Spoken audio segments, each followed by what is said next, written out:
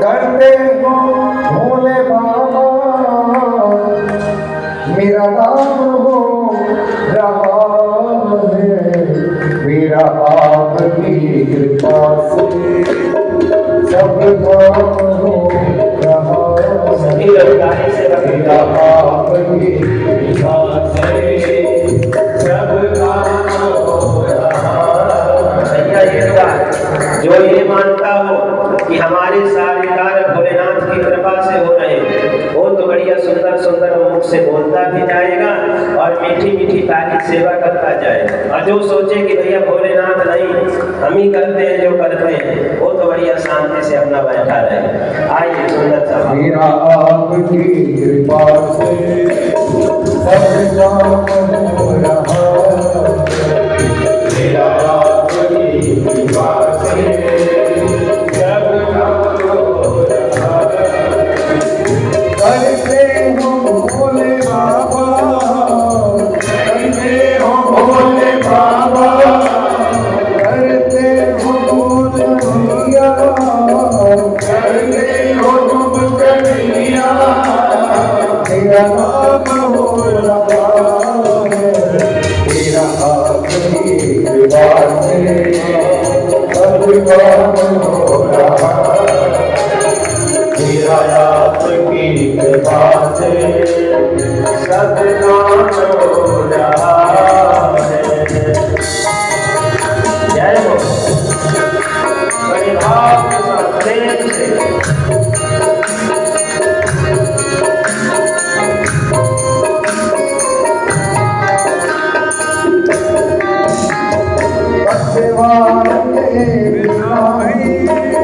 मेरी नाम चल रही है, सवार के बिनाई मेरी नाम चल रही है।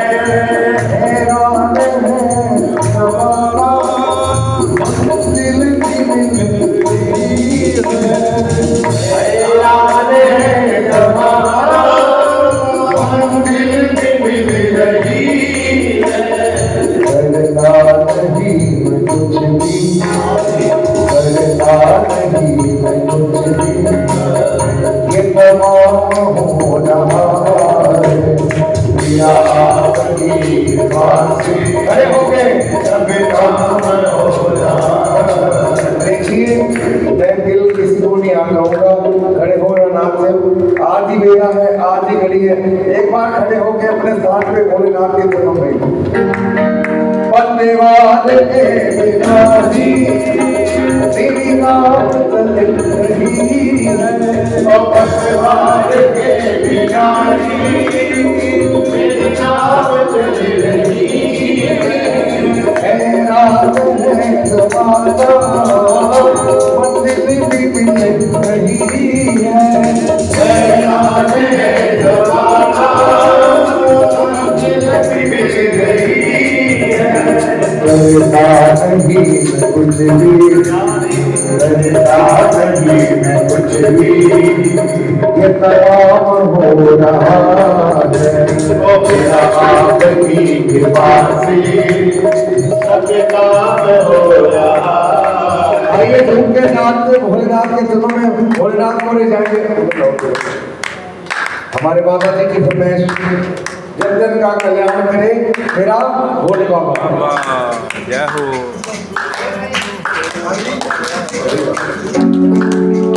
जन जन का कल्याण करे मेरा भोले बाबा, जन जन का कल्याण करे मेरा भोले बाबा, हर मुश्किल में आसान करे मेरा भोले बाबा, हर मुश्किल में आसान करे मेरा भोले बाबा। जन जन का कल्याण करे मेरा भोले बाबा, कल्याण करे मेरा भोले बाबा। ओम नमः शिवाय, हरि ओम नमः शिवाय, ओम नमः शिवाय, हरि ओम नमः शिवाय, ओम नमः शिवाय, ओम नमः शिवाय, ओम नमः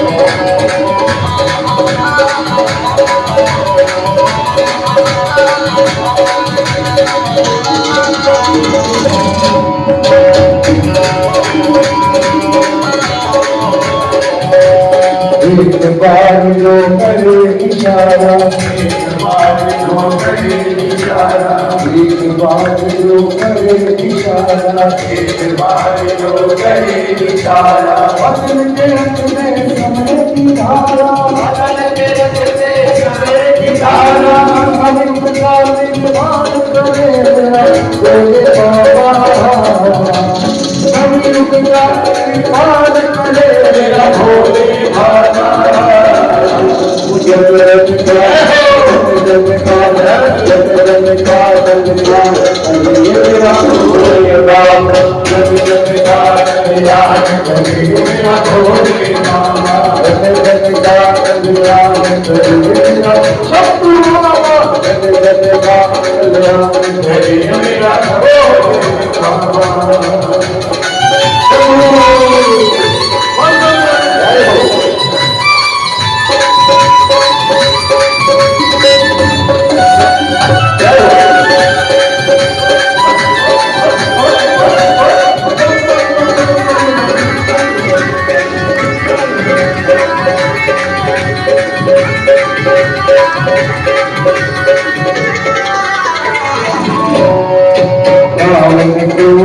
सोने की लंका, सोने की लंका, त्रिभुवन देवा जान हम लंका, त्रिभुवन देवा जान लंका, त्रिभुवन देवा जान हम लंका, त्रिभुवन देवा जान लंका, सबको राजा काल करे मेरा बोले बाबा,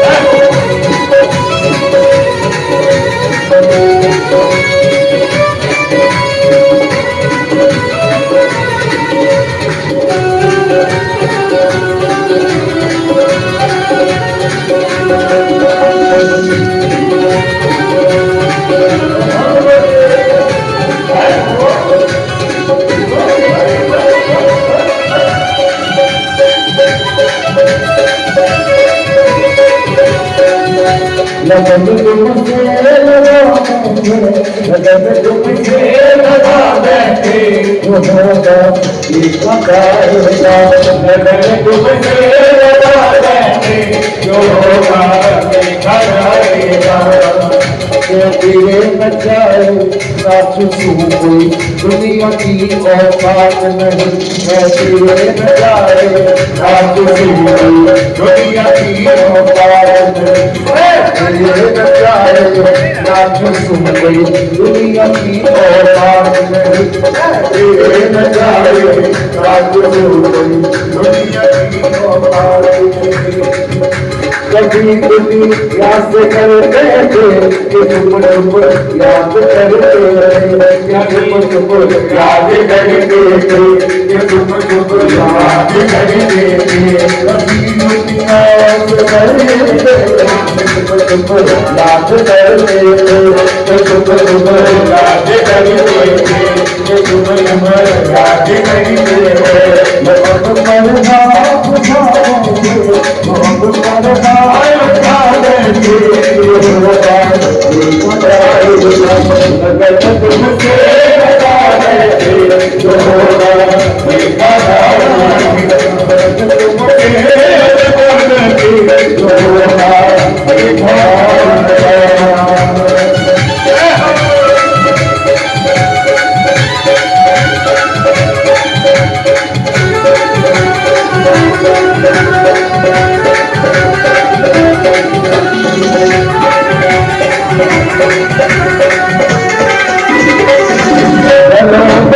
सावरी सूरत दरिए में हार हीरो का, दरिए में हार हीरो का, दरिए में हार हीरो का। सनोरी सावरी सूरत दरिए में हार हीरो का, दरिए में हार हीरो का, दरिए में हार हीरो का। बसा बैठे बसा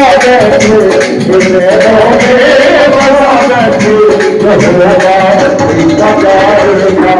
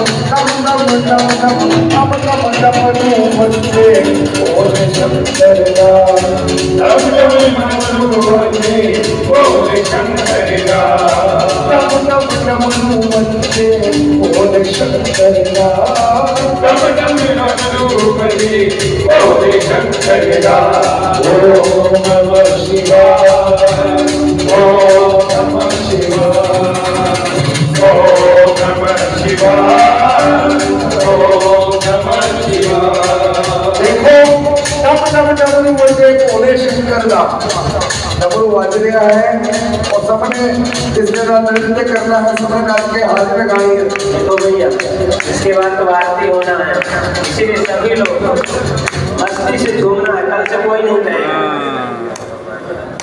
कल से आपको कहने कोई नहीं, इसलिए आज मस्ती से झूम लीजिए।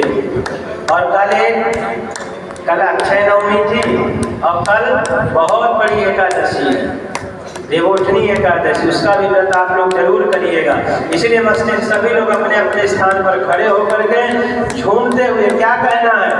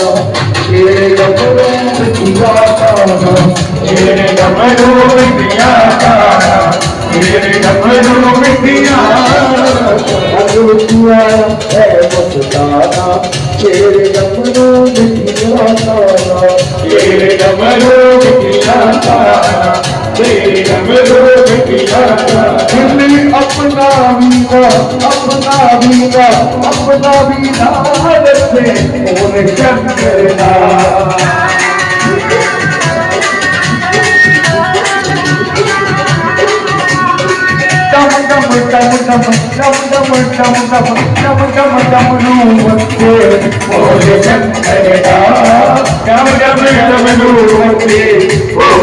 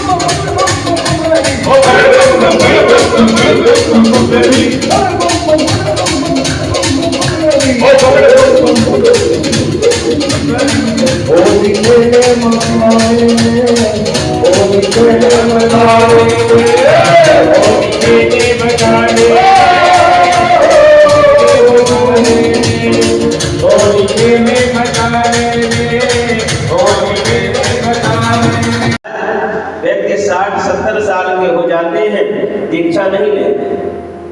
क्यों? क्योंकि दुनिया भर का खाना पीना फिर प्रतिबंध लगेगा। कई लोग तो कहते हैं महाराज गुरु की क्या जरूरत है, तो हमारे पूज्य गुरुदेव भगवान कहते हैं ठीक है हम मान लेते हैं गुरु की जरूरत नहीं है, तो फिर आप जब बड़े होते हैं बचपन से स्कूल क्यों जाना प्रारंभ कर देते हैं? वो भी तो आखिर हमारी गुरु ही हैं। भाई दीक्षा गुरु जीवन में एक होता है मंत्र देने वाला, लेकिन शिक्षा गुरु अनेक हो सकते हैं। तो फिर जब गुरु की जरूरत नहीं है तो फिर हम स्कूल जाना भी बंद कर लें। भाई दुकान से हम बाजार से पुस्तक ले आए और उन्हीं को अपना पढ़ करके और अपना आगे बढ़े, पर ऐसा नहीं हो सकता कि गुरु बिन भव निधि तरहि न कोई, गुरु बिन भव निधि तरहि न कोई, जो बिरंचि शंकर सब होई, जो बिरंचि शंकर सब होई। गुरु के बिना कल्याण नहीं है। गुरु के बिना व्यक्ति का कल्याण नहीं है। जैसे दो ईंटों का जोड़ने का काम कौन करता है? सीमेंट।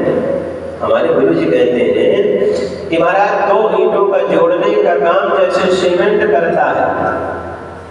जैसे अपन को दुनिया की बात सुनना हो, किसी से बात करना हो, उसका माध्यम जो है टेलीफोन है। हमको गीत सुनना हो तो महाराज टेप रिकॉर्डर है, और चित्र देखना हो तो टीवी का माध्यम लेते हैं। उसी प्रकार से महाराज भगवान को यदि पाना है और सच्चे रास्ते पर चलना है तो जीवन में गुरु बहुत जरूरी है।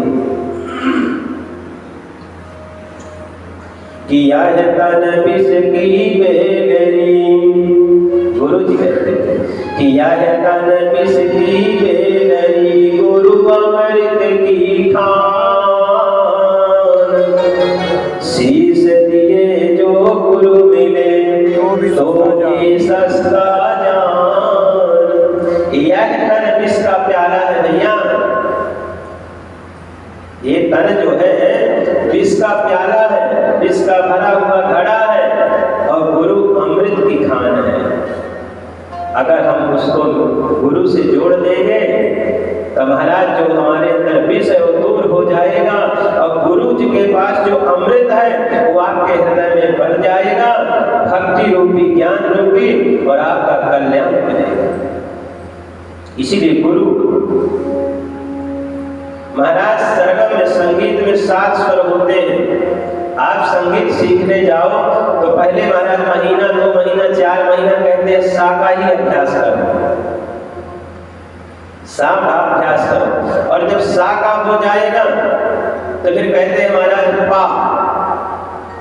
पा का अभ्यास करो। सा और पा का जितना ज्यादा कर सको, इसी में 2-4 महीना 6 महीना लगा देते हैं, क्योंकि यदि दोनों सर गए तो फिर आगे का रास्ता आपका सरल हो जाएगा। तो सा का मतलब क्या है? सा का मतलब है सदगुरु। सा का मतलब क्या है? सदगुरु। अब पा का मतलब परमात्मा। यदि हमको सा रूपी सदगुरु प्रसन्न हो गया, हमने उसको प्रसन्न कर लिया, साथ लिया, तो पा रूपी परमात्मा को पाने में ज्यादा देरी नहीं लगेगी। इसीलिए सा का सदगुरु। इसीलिए जीवन में सदगुरु होना बहुत जरूरी है। सदगुरु जीवन में नहीं है, कोई अच्छे गुरु को देखिए और उसको गुरु बनाइए। गुरु आपके हृदय के विकारों को नष्ट कर देगा, और गुरु यदि आपने जीवन में नहीं बनाया, गुरु यदि जीवन में नहीं बनाया महाराज, तो फिर आपका कल्याण होने वाला नहीं है।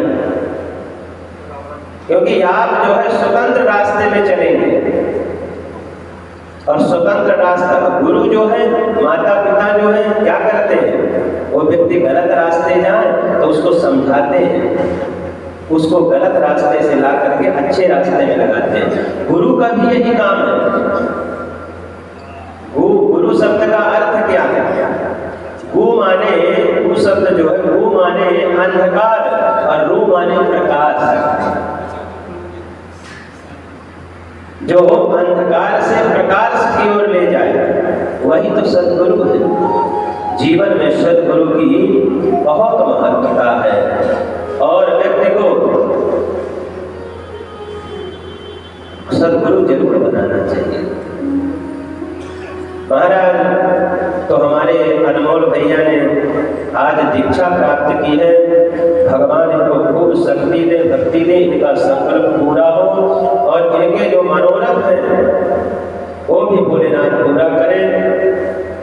और भोलेनाथ के पास जब पूजन पाठ करने का तो अनंत शिव सन्निध हो। आप घर में करेंगे उसका फल है, गौशाला में करेंगे ज्यादा फल है, किसी पवित्र वृक्ष के पास करेंगे उसका भी फल है, लेकिन भगवान भोलेनाथ के मंदिर में बैठ करके जब करेंगे तो एक माला करेंगे तो 1,00,000 माला के बराबर फल देगा। भगवान भोलेनाथ के पास यदि आपने एक माला कर लिया, 1,00,000 माला जप के बराबर उसका फल है, क्योंकि अनंतम शिव सन्निध, उसका अनंत गुना फल है। तो इसीलिए अच्छा है, भगवान कृपा करे, खूब इनको शक्ति दे, भक्ति दे। कल आपने विविध प्रसंगों का आनंद लिया।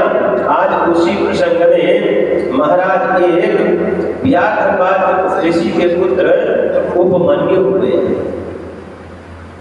महाराज उपमन्यु के घर में उनका जन्म हुआ और उनके पिताजी वन में ही रहते हैं, बड़ी गरीबी है। तो गरीबी के कारण मैया जो है अपने बच्चे को लेकर के मामा के घर में रहती है, मायके में, क्योंकि यहाँ खाने पीने की व्यवस्था नहीं थी, तो वहीं उपमन्यु को लेकर के रहती थी। कालांतर में बच्चों का दूध बहुत प्रिय होता है, तो मैया जितना दूध हो सकता था रोज पिलाती थी उपमन्यु को। लेकिन महाराज एक दिन दूध नहीं मिला, थोड़ा कम मिला, तो उपमन्यु ने कहा कि नहीं, हमको मैया आज दूध कम मिला है, हमको भूख लगी, हमको और दूध दे दो। जब ऐसा कहा तो मैया ने देखा कहीं दूध ही नहीं है घर में, कहाँ से दे, कैसे दे। पर बच्चे का जिद, उन्होंने कहा नहीं मैया, हमको तो दूध चाहिए। बहुत समझाया, लेकिन जब नहीं माने तो मैया गई अंदर, और अंदर जाकर के जौ का आटा उड़ता है, उस आटा को जल में मिलाया और ला करके दे दिया, चीनी वगैरह डाल के। तो थोड़ा सा उन्होंने पिया और कहा ये तो नकली दूध है, ये दूध थोड़ी है।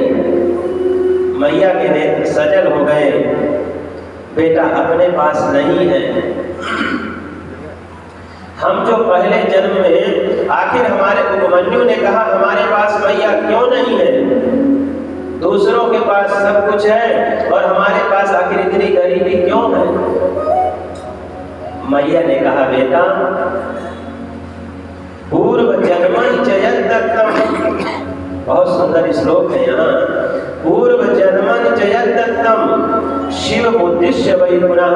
भैया हम जो पहले जन्म में करके आते हैं वही हमको भोलेनाथ देते हैं, प्रदान करते हैं। हमारे जिसके पास है वो भैया दान करके आए थे, सब कर्म करके, पूजन पाठ करके, यज्ञ अनुष्ठान करके आए थे, ब्राह्मणों को दान दिया, इसलिए आज उनके पास कोई कमी नहीं है। और हम दे करके नहीं आए थे, इसलिए हमारे पास नहीं है। इसीलिए माँ फिर हमको जीवन, गरीबी भैया बहुत दुख देती है। देने वाला किसी को, किसी संत ने कहा है, देने वाला किसी को गरीबी न दे, क्या? देने वाला किसी को गरीबी न दे, मौत दे दे मगर बदनसीबी न दे। गरीबी में व्यक्ति बहुत तड़पता है, बहुत दुखी होता है, परेशान होता है। जब घर में बच्चे कहते हैं दूसरों को देख करके, भैया मुझे अमुक वस्तु चाहिए, और बच्चों का जिद, उस समय माता पिता बड़े दुखी और परेशान होते हैं। आखिर वो भी बच्चा है, उसका भी दिल करता है, वो तो नहीं जानता कि गरीबी और अमीरी उसको तो चाहिए। गरीबी बहुत कष्ट देती है। और जब ये गरीबी की स्थिति क्या होती है कि जल संकोच विकल भय मीना, जल संकोच विकल भय मीना, आबुध कुटुंबी जीवितहीना, आबुध कुटुंबी जीवितहीना। गरीबी घर में हो तो क्या हालत होती है, जैसे जल के बिना मछली तड़पती है। आपने देखा होगा कि जल से मछली को बाहर किया जाए तड़पने लगती है, कैसे फड़फड़ाती है।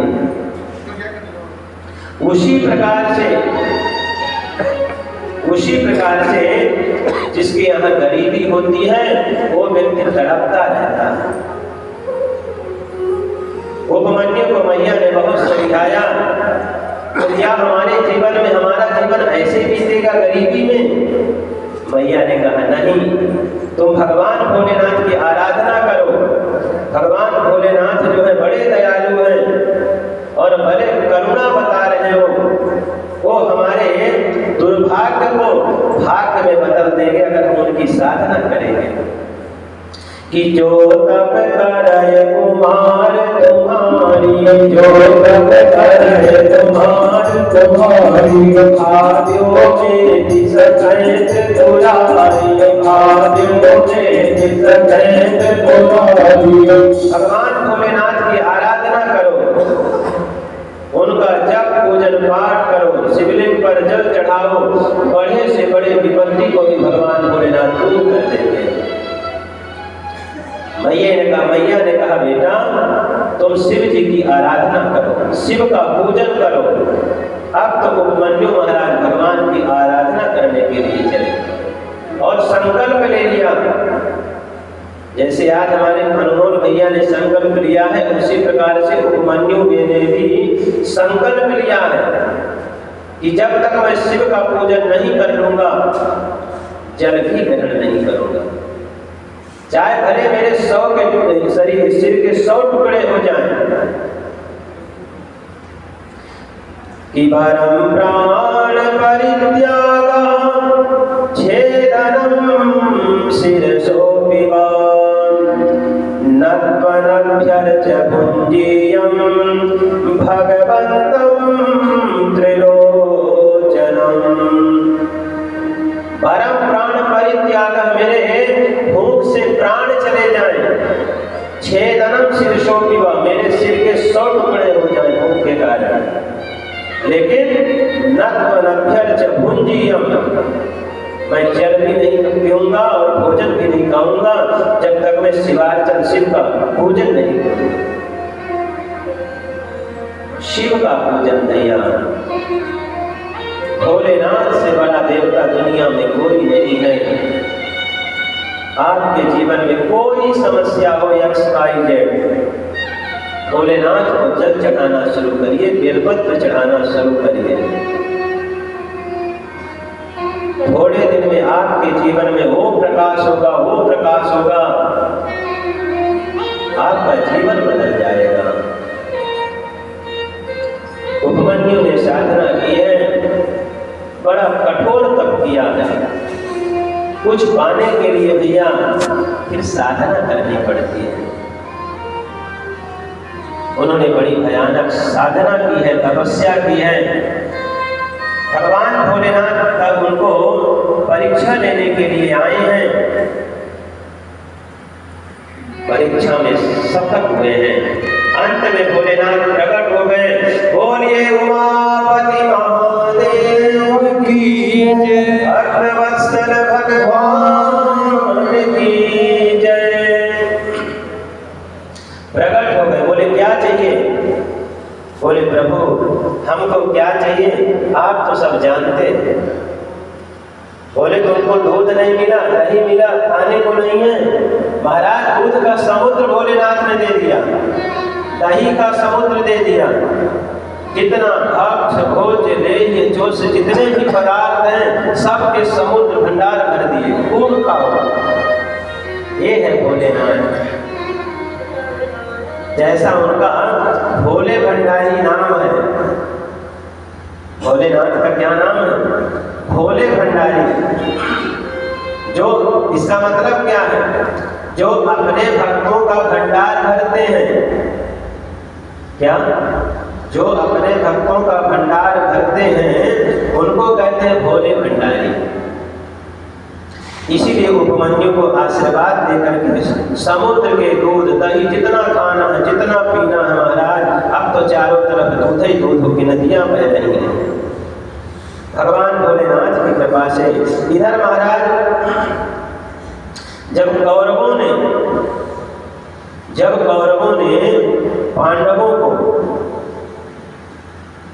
पांडवों ने जुए में हार गए।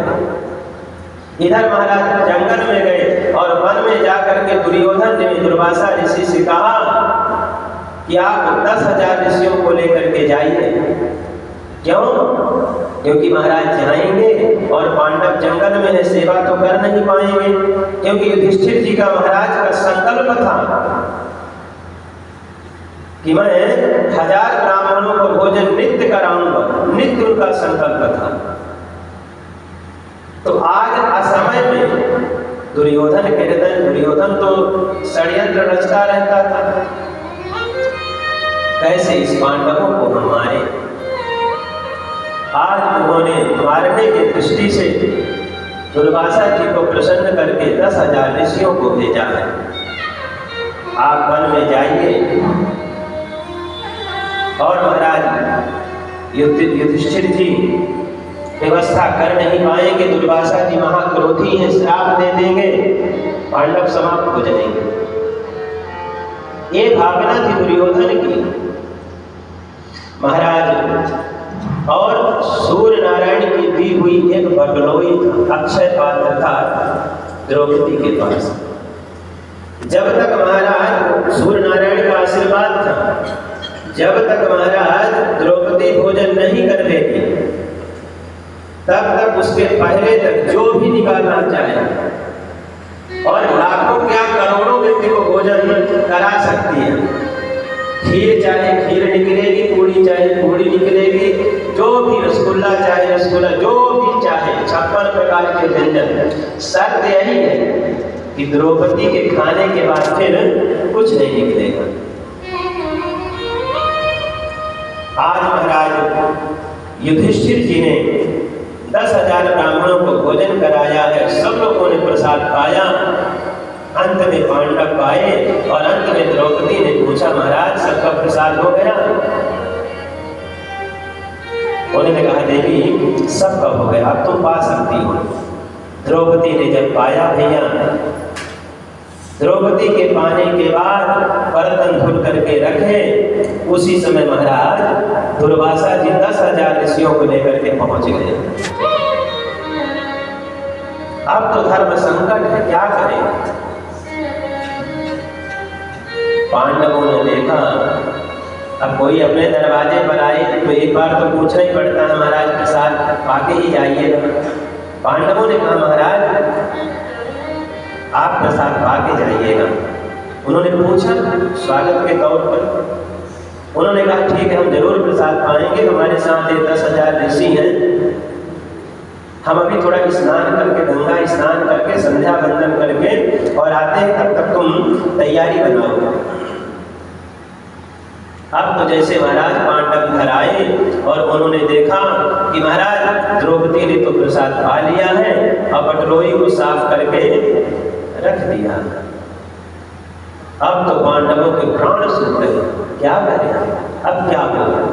दुर्वासा जी महाक्रोधी हैं और हमने उनसे पूछा भी है, कहा भी है, निमंत्रण दिया है कि महाराज चल करके प्रसाद पाइए, हमको तो पता ही नहीं था। अब तो भैया द्रौपदी भी काम गई कि जरूर दुर्वासा जी कोई ऐसा श्राप देंगे और हमारा जीवन खतरे में पड़ जाएगा। महाराज अब भगवान को याद किया गया, वो बटलोई लेकर के और गोविंद को याद किया है द्रौपदी ने, जो सबके नाथ हैं, जो जगन्नाथ हैं, उनके सिवा दुनिया में कोई किसी का नहीं है। इतने व्याकुल पांडव हो गए, द्रौपदी हो गई, आज हमारा क्या होगा?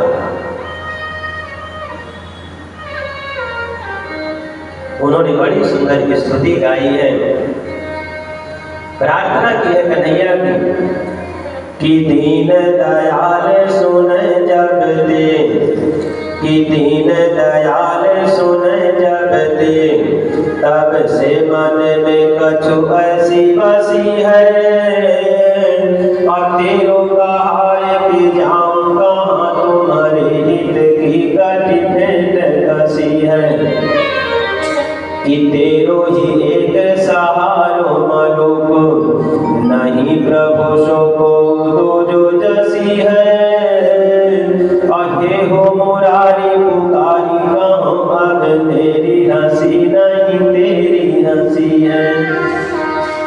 प्रभु आज यदि हम संतों को प्रसाद नहीं पका पाए तो इसमें हंसी हमारी नहीं है, क्योंकि आपका एक नाम जगन्नाथ, एक नाम विश्वंभर है। विश्वंभर का मतलब क्या होता है कि महाराज जो चींटी से लेकर के ब्रह्मा पर्यंत सबका पेट भरे उसको विश्वंभर कहते हैं। इसीलिए गोविंद आज इस दासी के ऊपर, अपने भक्त पांडवों के ऊपर कृपा करिए नाथ, कृपा करिए। कन्हैया बैठे थे प्रसाद पाने के लिए, रुक्मणी अम्बा सामने थी, पहला ही ग्रास उठाया, उन्होंने पुकार लगाई, वो ग्रास भी रख दिया। मेरे कन्हैया आए, प्रकट हो गए, बोलिए बाल कृष्ण लाल की, प्रकट हो गए, चरण पकड़ लिए पांडव और द्रौपदी ने, प्रभु रक्षा कीजिए।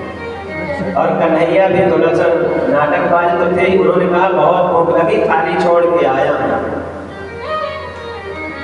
कन्हैया ने कहा, रुक्मणी ने थाली लाई, पहला ही ग्रास उठाया, सोई आपने बुला लिए, बहुत जोर से भूख लगी है, पहले कुछ खाने को दो।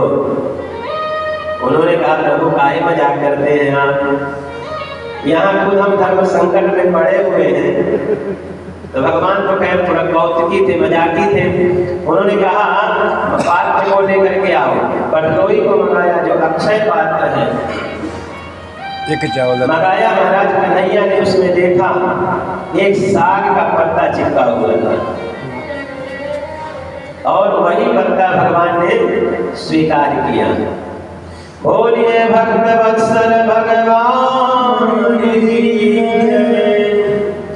भगवान ने वो पत्ता स्वीकार किया। महाराज सारी सृष्टि का पेट भर गया। अब सो महाराज जो ऋषि मुनि थे वो डकार लेने लगे। पांडवों ने कहा दूध को भेजा, जाओ बुला लाओ। चलिए महाराज प्रसाद तैयार है। वो बोले बस हमारा पेट भर गया, हमारे पेट में थोड़ा सा भी एक रसगुल्ले के लिए भी जगह नहीं है, बस बस अब नहीं खाना। वहीं से महाराज वो चले गए। और भगवान तो बड़े दयालु हैं भैया, खूब आशीर्वाद दे करके, और वहां से भगवान ने उनको उपदेश दिया। अर्जुन से कहा कि तुम जंगल में हो, इस समय वन में हो, अज्ञातवास में हो, इसीलिए तुमको भगवान भोलेनाथ की आराधना करनी चाहिए, क्योंकि जंगल में हो, वन में हो, बहुत सारी समस्याएं यहाँ आएंगी। इसीलिए उन समस्याओं से बचने के लिए भगवान भोलेनाथ का पूजन करो। अर्जुन ने महाराज अनेकों वर्षों तक भगवान की आराधना की है। उसके बाद किरात देश में भगवान भोलेनाथ अर्जुन की परीक्षा लेने के लिए आए हैं, और अर्जुन का और भगवान भोलेनाथ का युद्ध हुआ है। अंत में अर्जुन ने भोलेनाथ को परास्त किया है। ये भी बड़ा सुंदर यहाँ प्रसंग है। इसके बाद ऋषिका का प्रसंग है। एक शिव भक्ता नाम की नर्मदा किनारे ऋषिका नाम की ब्राह्मण कन्या थी। बड़ा पावन चरित्र है। नर्मदा किनारे रहती थी, बड़ी पवित्र महिला थी और शिव भक्ति में उसका बड़ा रुचि थी, बहुत अटूट श्रद्धा। शिव पूजन मिट्टी के शिवलिंग बनाती और उनका शंकर जी का षोडशोपचार से पूजन करती। महाराज कालांतर में उनका सात्विक ब्राह्मण से विवाह हो गया, लेकिन विवाह के कुछ दिन बाद ही उसके पूर्व जन्म के कोई ऐसे पाप कर्म थे जिससे कि उसके पति देव चल बसे नहीं, तो उनका श्राप किसको लगेगा? जो गंगा जल लाएगा उसको लगेगा। इसीलिए हर जगह से गंगा जल लाने का विधान है, लेकिन काशी से गंगा जल नहीं लाना चाहिए। उसका कारण एक है। कई लोग प्रश्न करते हैं क्यों नहीं लाना चाहिए, तो कोई जीव जंतु उसमें आ ही जाते हैं, इसलिए नहीं लाना चाहिए। और महाराज किसी ने प्रश्न किया कि जो जीवन भर पाप करता है और अंत में काशी जाकर के मुक्त हो जाए, मर जाए तो मुक्त हो जाता है? बोले नहीं भैया, पाप का फल तो मिलता, वहां जो रहते हैं ना, पाप करते हैं, गलत करते हैं, उनको भी पाप का फल तो लगता है। उनकी धुलाई जो भैरव जी महाराज है, वो अपनी डंडे से खूब लगा के जैसे धोबी घाट में कपड़े को धुलता है, वहीं वो धुलते हैं, अधुल करके फिर भगवान भोलेनाथ को सौंप देते हैं। प्रभु हमने इस कपड़े को क्लीन कर दिया है, साफ कर दिया है, इसमें कोई पाप नहीं है। पर मुक्त तो आप हो ही जाओगे, पर भैरव जी का पहले दंड तो आपको भोगना ही पड़ेगा। पर वो फिर धुल करके अच्छी धुलाई करते हैं और भोलेनाथ को सौंप देते हैं, प्रभु आपकी अमानत संभालिए। इसीलिए पाप वहां भी नहीं करना चाहिए। पर काशी और वृंदावन की भूमि भैया परम पवित्र है, परम पवित्र है। कई लोग कहते हैं महाराज वृंदावन जाने के बाद तो ऐसे लगता है कि जैसे दूसरे लोक में आ गए हैं। हमने कहा भैया वृंदावन की भूमि है ही ऐसे दिव्य। हम भी सन 2000 से 12 साल के थे तब आए थे गुरु जी के आश्रम में, वहीं पर हमने अध्ययन किया, बाद में उन्हीं के साथ सेवा में लग गए।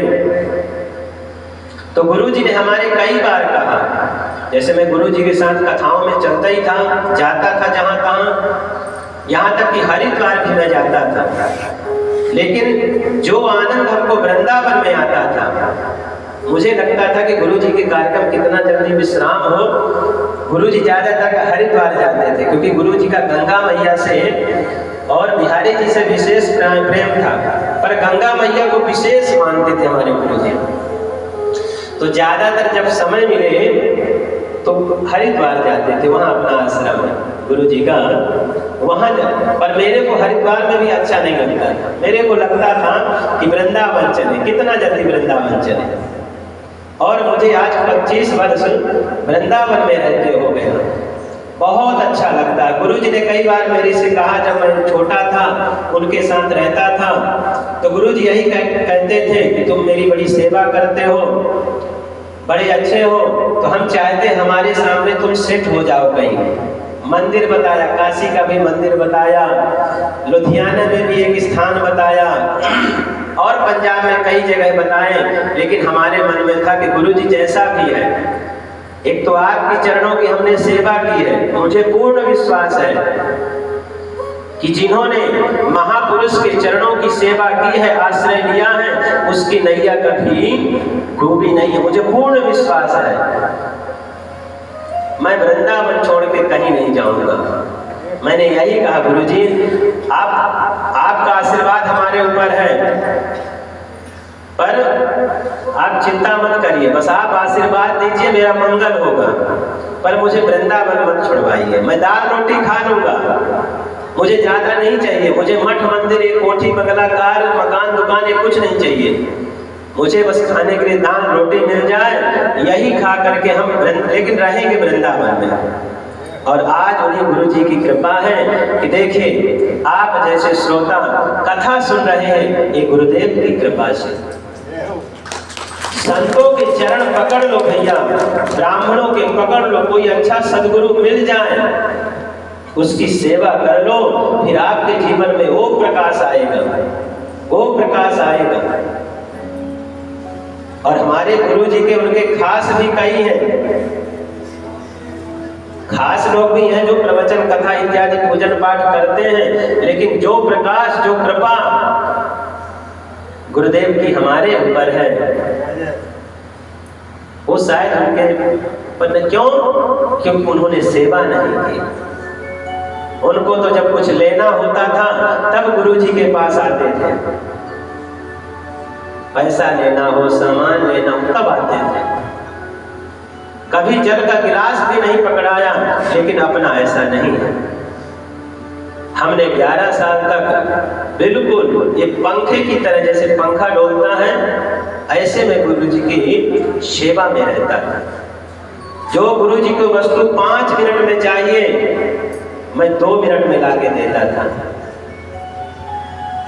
कई लोगों ने बीच में कहा भी गुरु जी की हो, कहीं ऐसा ना हो आश्रम के अधिपति बन जाएं, ऐसे ये सब दुनिया भर के, उस संसार में राग देश तो होता ही है कि गुरु जी अब इनको बहुत दिन हो गया, थोड़ा सा अलग करिए। पर गुरु जी ने किसी की बात नहीं मानी। यहाँ तक कि हमारे प्रधान गुरु जी बड़े से बड़े ट्रस्टी हैं, जिनके चेकों में साइन होता, वो भी हमारे लिए कहा, क्योंकि हमारे बराबर कोई ब्राह्मण गुरु जी के पास रहा नहीं। कोई 1 साल, कोई 2 साल, कोई 3 साल, कोई 1 ही 2 कार्यक्रम में। पर गुरु जी कहते थे नहीं। गुरु जी उस समय हमको धोनी कहते थे। उस समय धोनी जो क्रिकेट खेलता है उसका बड़ा नाम था, तो गुरु जी धोनी की उपाधि देते, हमारा धोनी है। इसको कहीं गुरु जी 2 ही बात कहते थे, चोरी और जारी, ये 2 से बचे रहो और खूब आनंद से रहो।